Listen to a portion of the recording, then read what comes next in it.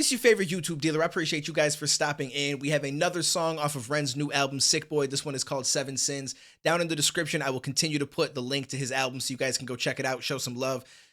Most likely you should go purchase it because this man is a real artist and he deserves the love and you deserve the good music. So I feel like it's a beautiful trade-off. But this one, Seven Sins, it's an interesting topic and it means a lot to me now because I just finished watching Full Metal Alchemist Brotherhood, where the homunculi are based on the Seven Sins. For those of you guys that watched it, you know exactly what I'm talking about. But if not, you should check it out because it's actually pretty dope. And I just got into anime myself and it's kind of cool. I like it. I've been checking a lot of it out. I have an anime reaction channel. Link is also down below if anybody wants to check it out. We just finished that. It's not uploaded to the finish yet. We're in like the 50 episode range or whatever. And I think there's 64 total. We're doing Hunter x Hunter.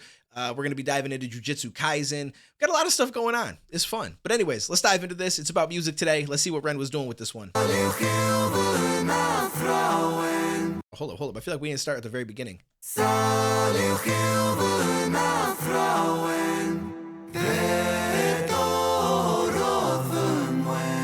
I was gonna say, is he speaking English? For a second, I thought I just wasn't making out the words he was saying. Ooh.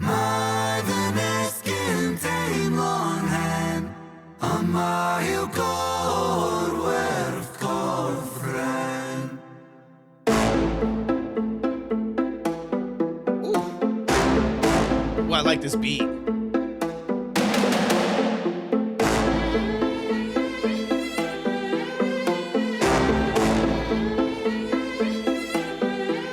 I lay broken on the kitchen floor. I clawed at the laminate. Pain wandered my body, an uninvited guest. Bones of a home where the devil could rest. I cursed the gods, cursed my messiah, cursed my maker. I cursed all of creation. There I lay, feeble and thin. Sick boy, seven my sin. Have you ever felt pain? Stomach wrenching, unrelenting. Tell me, have you ever felt pain? Condescending, muscles clenching. Tell me, have you ever felt pain? A rose emerges from the pavement cracks. I'll write my eulogy with broken glass. Eternal parallax. Pain. Pain the author, I accept this. Pain the teacher, bruised apprentice. Pain resisting, pain will come. Pain the mother, I'm the son. Pain that splits you, and too many hits you. The dark and the light will converge to one. Pain that twists you, the heavens dismiss you. The Father, the Ghost, and the Holy Son. Body bagging me. Zip it up quicker, they things on B. I search for peace in the belly of a beast. Sick boy, onomatopoeia. Running up a fever, following a leader. Wanna be me, huh? Grass isn't greener. Bright lights, seizure, dynamite dealer. Dine at the table of the coroner, eat up. I like that. Wanna be me, the grass isn't greener. And that's one of the realest statements that anybody could say, because there's probably some people out there that see Ren like, yo, he's getting attention and stuff. Man, I wish I was in his shoes. But you don't know what this man deals with, right? Just like you don't know what anybody deals with. I'm just using him for an example because he's the one that said the lyric. But this goes for anybody out there, right? Like you see some famous person or some rich person and you're like, man, I wish I could be them. And I feel like you should think that over, and maybe you don't want to be them. But maybe you want to be in that position, but as yourself, right? Because we all kind of have our own baggage. We all have our own personal issues. We all have shit that we've been through, stuff that's haunting us. It's very unlikely that there's people out there that their life is just all beautiful sunshine, and it's not true. It's just really, really not true. Even people that get born into money and just have everything, there's stuff that's missing. And sometimes it's that inability to understand life from a deeper level because of the fact that you're just born into having everything. Like there's so many factors that go into play when it comes to life. And it's just, I don't truly believe that there's any one human out there that's just indefinitely happy, unless it's like through mental illness where there's some reason that they just don't care about anything. And as long as things are going their way, they could be happy. But at that point, they're not really experiencing life fully, in my own personal opinion. It's like somebody that has like apathy for other people, and it just they kind of like a narcissist or something, right? Like as long as things are going your way, they might seem like they're happy, but in all reality, they're missing out on a big portion of life. So I don't think that there's anybody out there that's just infinitely happy. And so when you see somebody, just because they have stuff you don't want, you should just want to achieve what they've achieved, or want to achieve the ability to have that money or that material possession, or which, again, at the same time, doesn't mean everything, and it's not going to fix your problem. So don't ever think of it that way. But financial stability is a beautiful thing. It really does make life a little bit easier in certain ways, but it doesn't solve the problems of life. It doesn't solve happiness, right? There's no such thing as permanent happiness. We all go through a roller coaster ride. And the person that you're like, I wish I was them because I don't like some of the stuff I'm dealing with. I wish I was them. that shit doesn't always go so well because you don't know what they're dealing with. Sometimes trading out your own baggage for somebody else's, you might find out that it's a lot worse, or the stuff that they're dealing with is harder for you to manage mentally than your own stuff. It doesn't mean like we're comparing because one could be worse than the, it's not anything like that. It's just you've grown to be used to what you're dealing with, and you've grown to be able to learn to work through it and so on and so forth. And if suddenly you had somebody else's baggage, it might not go so well. It's just a thought. You know what I'm saying? Like, I can understand if you're in the position of somebody who's maybe dealing with some very serious mental health issues, right? Like schizophrenia or something like that, to be like, you know what? I wish I was that person. At that point, I mean, listen, because there's nothing that's 100%, right? To say that that's 100% always wrong to want to be somebody else. In that situation, to get rid of your schizophrenia, to get rid of your like very severe bipolar and be somebody who's maybe just dealing with some other issues, which still suck in life, but aren't maybe as serious mentally. I can understand that mentality, but at the same time, it's still like it's just one of those things, right? Where you can always argue that there's some situations where maybe you can get behind somebody feeling that way or saying that, but at the same time, saying that just means that you're diminishing your own ability to try to overcome the situation that you're in or find a way to manage it. Because a lot of these situations is unfortunate as they are I don't want to say manageable because I can't speak for people that are dealing with stuff that I'm not dealing with, but there are outcomes that are still good and could be positive for you. And now I'm going on a tangent and trying to explain myself. But anyway, you know what I mean. You know what I'm saying, right? The grass is not always greener on the other side. That's all I'm trying to say. You like I might look at people that have achieved stuff and they have this money and financial stability and all these things that maybe I don't have to the level that they have. And I may want to achieve some of those things, but I want to achieve all of it as myself. I don't want to trade my baggage for anybody else's because I don't know what their baggage is. A lot of people aren't upfront with everything that they're dealing with. So I'm good having learned to deal with the stuff that I deal with. I'm gonna keep it that way, but I just want to achieve and try to get to these certain levels in life. Although I know that it doesn't create happiness for me, I know that it can alleviate certain issues that can deter my happiness, I guess, so to speak. And then from then, it's still inward that I have to look to try to find that actual happiness and find things that I enjoy and activities and create memories and experiences with people. And again, I'm on a long tangent, so let me get back to the music. But you know what I'm saying. Sometimes I gotta talk about things. 13 years and I've been feeling. Well, let me go back a little bit. Search for peace in the belly of a beast. Sick boy on a matapia. Running up a fever, following a leader. Wanna be me, huh? Grass isn't greener. Bright like seizure, dynamite dealer. Dine at the table at the coroner, eat up for 13 years and I've been feeling so stuck. Lucky number 13, just my luck. Empires tumble, rubble and dust. The universe shrinks and the planets combust. In God we trust. God tied a noose to his neck and he walked to the edge and he jumped. Angels wept, I bear witness. Watching the whole thing unfold from my bed. A bed where I never deep rest. A bed where I'm always depressed. A bed with the human oppressed. A bed for a tomb where I slept. A bed in the room that's a womb for this mess. Sick boy bitten by a tick boy. Tell me how it feels to be buried while you breathe. Stones and sticks boy, pain is a gift boy. Hard to make a stand when you crawl on your knees and I kneel. I kneel at the altar of my own disease and I beg. I beg the sky for mercy, mercy never came. I did me dirty, 33 and hurting, cursing. Jesus died at 33 and still my sins are lurking. Gears are turning, future stays uncertain. Surgeon incision, murder ambition. Fear of the Ooh, we're going back. That whole switch up right there, that was incredible. The way that he approached that, I really, really enjoyed. I like that. Sick boy bitten by a tick boy. Tell me how it feels to be buried while you breathe. Stones and sticks boy, pain is a gift boy. Hard to make a stand when you crawl on your knees and I also like how he said pain is a gift. It's an interesting concept. Pain sucks, and going through shit definitely sucks. But I actually said this in one of my past reactions, and I can't speak for Ren, so I can't speak for him. But I'm gonna put assumptions out there, and you guys let me know what you guys think about it. But I feel like him having gone through a lot of the stuff that he's gone through, which is extremely unfortunate and something that we wish he never had to deal with. But I feel like that allows him to have a deeper connection and understanding when it comes to people and stuff. And it's why when he did that diss track to that one guy, he didn't just go straight through with the diss track. He ended it with, you know what? I wish you the best. Everybody go subscribe to this guy. Like he turned it into a positive at the end. And I feel like a lot of that comes from the shit that he's been through and his ability to see life from the place where he thought at one point he was never going to make it past a certain age. He thought he was going to die anytime. He never thought that his life was going to turn around and become anything that he had ever dreamed of or wanted it to be. And then it started to change. And I mean, obviously he's going to be dealing with the Lyme disease stuff forever, but once it starts to change and you start to get that that positive backing from people, you start to make some money and get that financial stability, and you start to, get the attention of people like you've always wanted, to the point where, we've seen in videos and interviews and stuff where it brings him to tears. It's like you have a different connection with people and with life than I feel like somebody who's never been through that, who's never thought at one point, my life isn't going to go on past another couple of months. Like, it's almost over for me. Like, my health is declining. I may not be here soon. And, why am I going through this? It sucks because it's not something you want anybody to go through, but it's like the gift and the curse, in the sense that now that he is being successful and stuff like that, it doesn't change that he has demons and his own things that he's dealing with.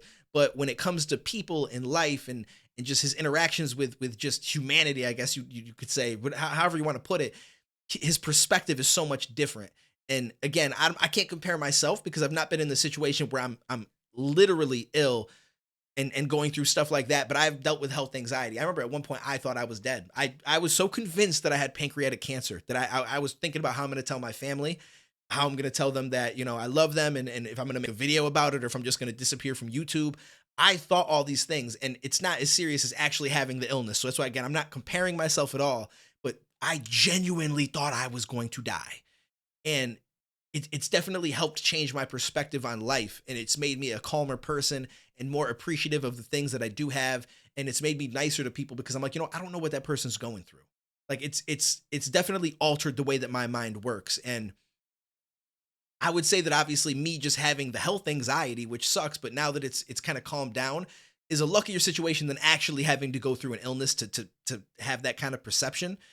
But it's like, I don't know. It's one of those things where, like, the shit that you go through in life truly does alter the way that you envision things. It alters the way that you see things, the way that you approach things, all of that kind of stuff. And I feel like the reason why Ren is who Ren is because of everything he's been through. And obviously all of us wish that he never had to go through that. And we wish that he isn't still going through that, and somehow it could just go away and be changed, because it's unfortunate that man has to deal with any of this.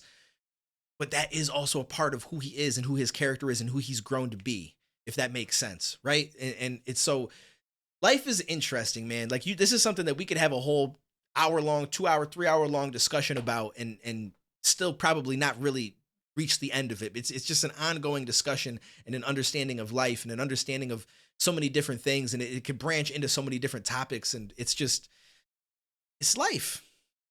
It's as simple as that, I guess. But I like that he just said pain is a gift. And sometimes I hear something, and again, I go on these long tangents, but hopefully it's something that you guys enjoy in these videos. It seems like so far that you do. And I just like to talk about things that come to my mind and try to elaborate the best that I can. But this is amazing to me. This is another one of those dope songs that he put together, and the switch up that's coming, this shit is awesome. I really like this. I kneel at the altar of my own disease, and I beg this guy for mercy. Mercy never came. I did me dirty, 33 and hurting, cursing. Jesus died at 33 and still my sins are lurking. Gears are turning, future stays uncertain. Surgeon incision, murder ambition. Fear of the unknown preserves a religion. Denounced the gods when my body went missing. Back then, the pain. I do like what he said there as well. Fear of the unknown preserves the religion.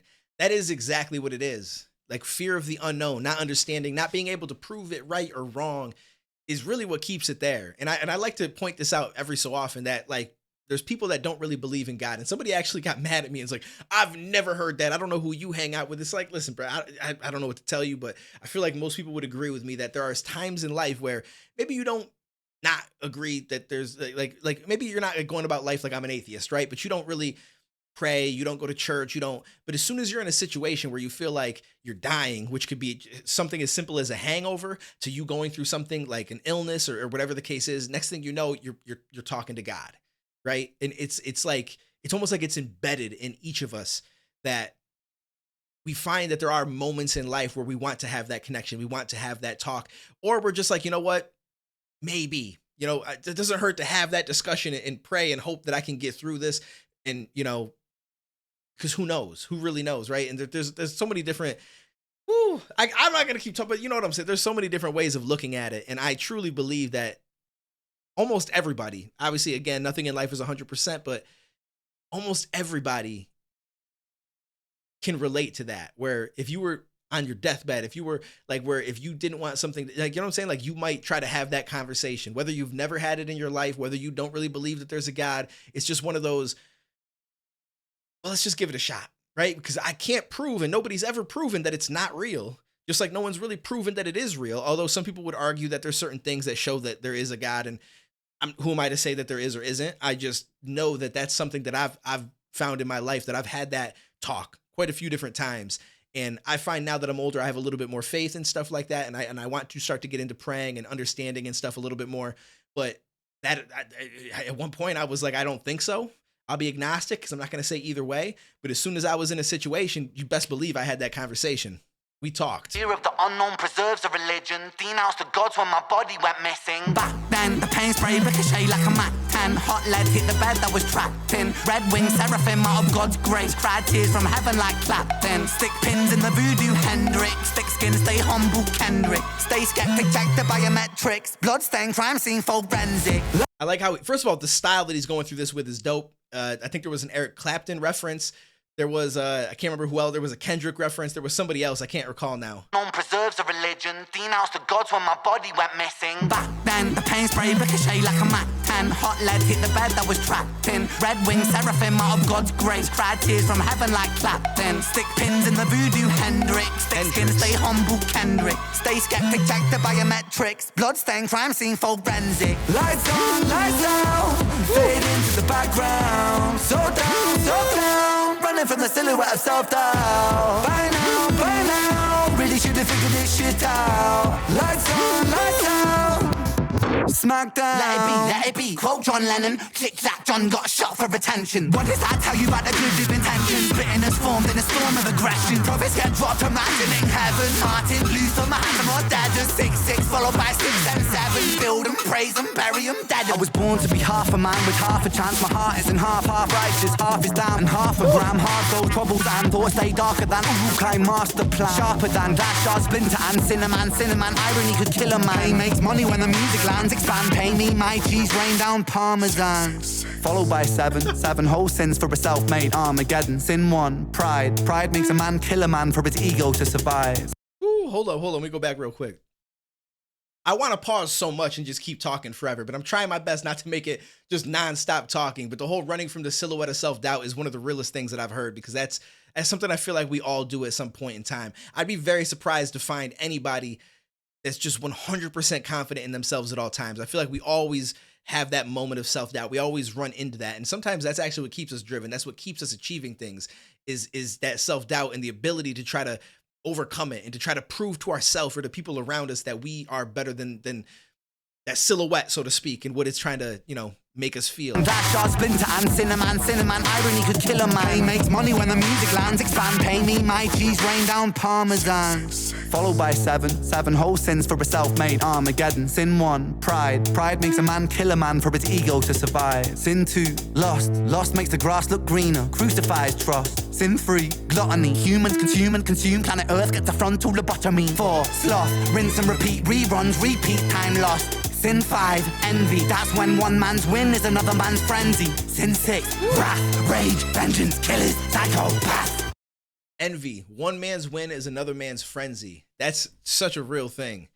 Envy is something that I feel like everybody needs to learn to get under control. It's probably one of the most, I don't want to say damaging of the 7 sins, because you could probably argue for any of them, to be completely honest with you, but envy is one of the things that I feel like you see the most when it comes to the internet and it comes to social media. And when it comes to people that you would consider haters and stuff like that, there's envy behind a lot of it. And that it's a dangerous thing. It's to the point, like, envy has brought people to kill others, to, not that lust hasn't, not that pride hasn't, like you said, pride kill them.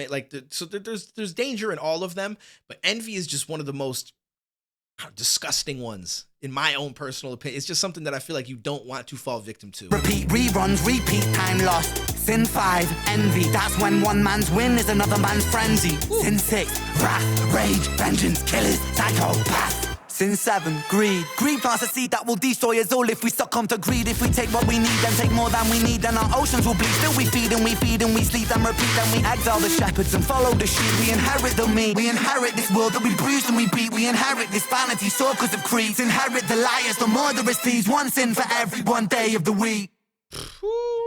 Yo, one sin for every one day of the week. This might be one of my favorite tracks of his as well. That one that he just dropped. I can't remember the name now. We obviously just did a reaction to it. It was the music video that came out for the Money Game Part 3. That shit was unbelievable. Probably still my favorite song from him ever, but this is up there. These songs are unbelievable. And now after hearing what he said and thinking of like greed as far as humanity as a whole, I feel like greed is the most dangerous as far as us as a collective, right? Because like you said, we're destroying the earth. We're like the greed of humans just in general is probably the nastiest of all the seven sins and the most damaging in a large scale. Probably. Again, you could argue this with any of them, but as far as individually, envy is got to be one of the worst. Pride is no good. Wrath obviously is no good. Like there's like pride can lead to wrath. Lust can lead to wrath. I mean, even envy can lead to wrath. But I just, you know, envious things are just envious people. Envy. It's just it's a nasty cycle. It's a nasty cycle. But greed as an overall is something that humanity needs to try to get under control, because that's what's 100% going to probably be our downfall in the long run. To be completely honest with you. Individually as well, but as a collective, it's something that I feel like we all kind of have, and we don't always realize it. This was amazing. Comment down below. I've talked for too long. It's 21 minutes on a song that's 4 minutes and 35 seconds. I did it again. Feeling like Britney Spears over here. I appreciate you guys. Shout out to Ren. Make sure that you guys grab his album. I'll have a link down below in the description. This was absolutely amazing. And we still have Loco that we've got to get to. So we will get to that. And the rest of them, I'm pretty sure, are uploaded on either this channel or my main channel, Duane TV. I appreciate you guys. I will catch you in the next video, homies.